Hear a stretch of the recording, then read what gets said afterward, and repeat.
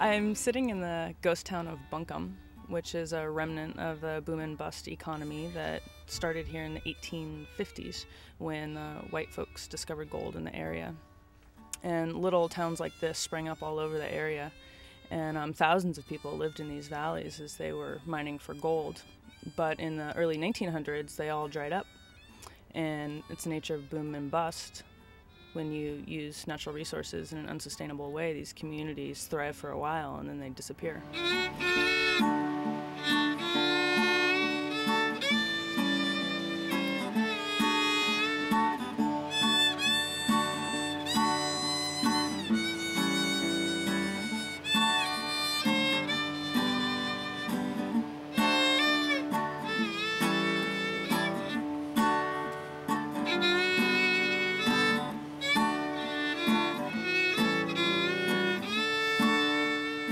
Humans tend to move into a region and strip an area of its natural resources and then move on, and Buncombe is a great example of that. And the people that live in this area are really looking for something different. It's time to create economies that are sustainable so that we can live and work and thrive in these places into the future. And unfortunately, the BLM, as a federal land manager that oversees a lot of the forests in this watershed, they have a really myopic and narrow perspective on forest management. They don't manage with the broader interest of society in mind. They manage primarily for the timber industry. And under WOPR, if they get what they want, if the timber industry gets what they want, it's only going to get worse. And it's just astounding to me that they think we can revert back to a time in the past as a way to move forward into the future. We're facing unprecedented challenges in the 21st century. And I think it was Einstein that said that you can't use the same thinking to solve a problem that you used in creating the problem.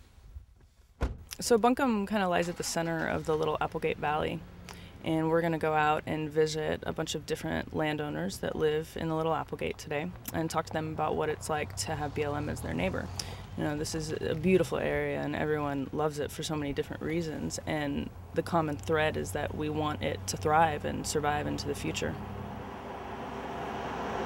Well, we're going to start off by visiting Peter.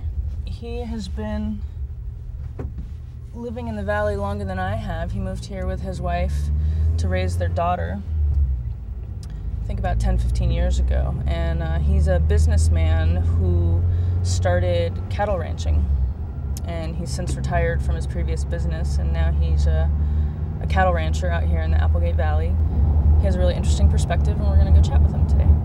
My wife and I decided when we had, right after we had our youngest daughter, that we really, if we could, we wanted to try to raise her in the country.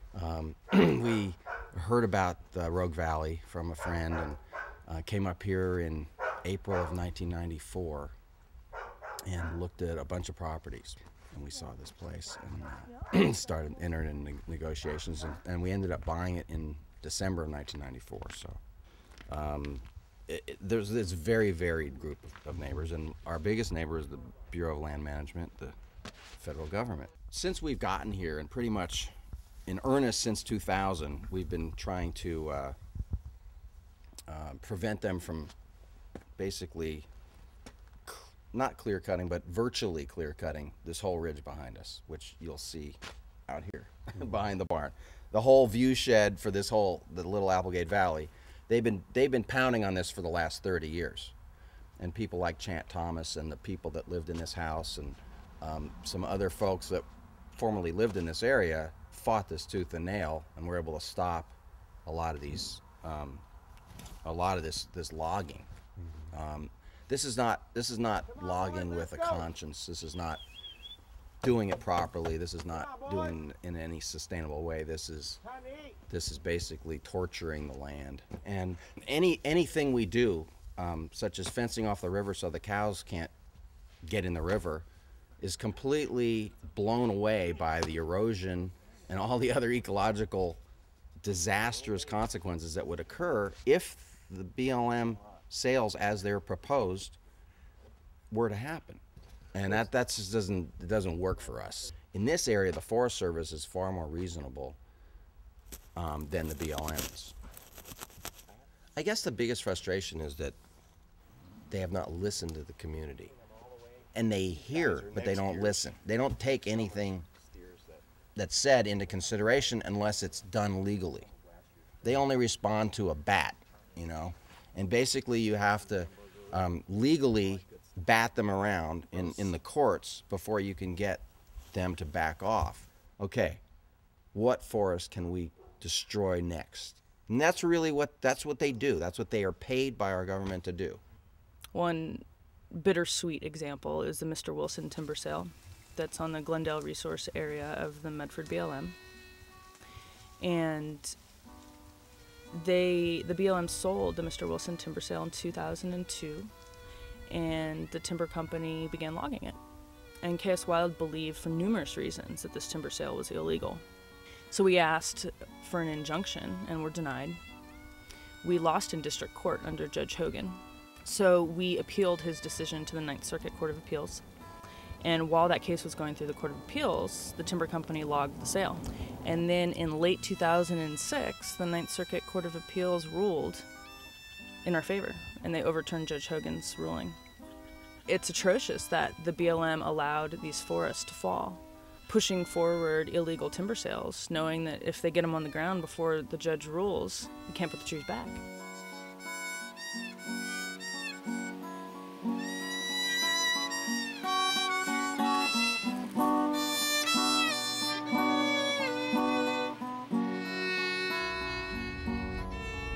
So we're gonna go visit Chant Thomas right now.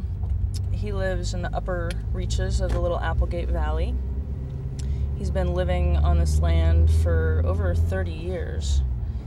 When he first moved here, he was a road engineer for the BLM and the Forest Service, so he was helping construct logging roads out in these hills.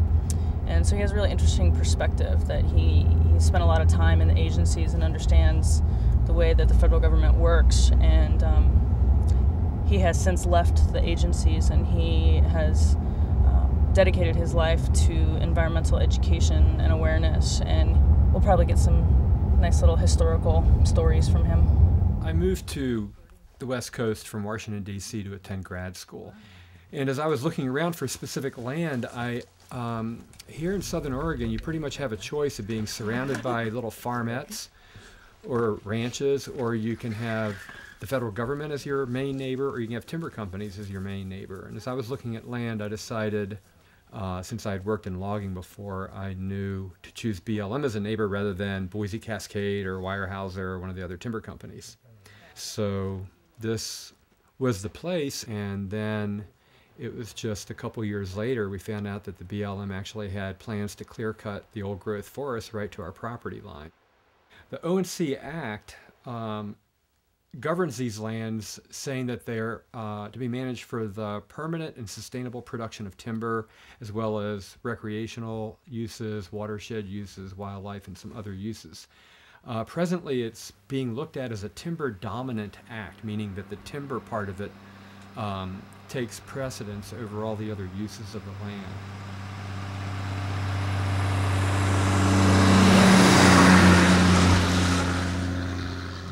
The key to the O&C lands is the S word, and I don't mean sex, it's sustainability. It says a sustainable supply of timber. And that's where the wiggle room is, and where their vulnerability is what is sustainability? What does that mean? The BLM has never been able to prove that their levels of logging are sustainable. And if somebody can prove that they aren't sustainable, then I think that we can bring the O&C present saga to an end.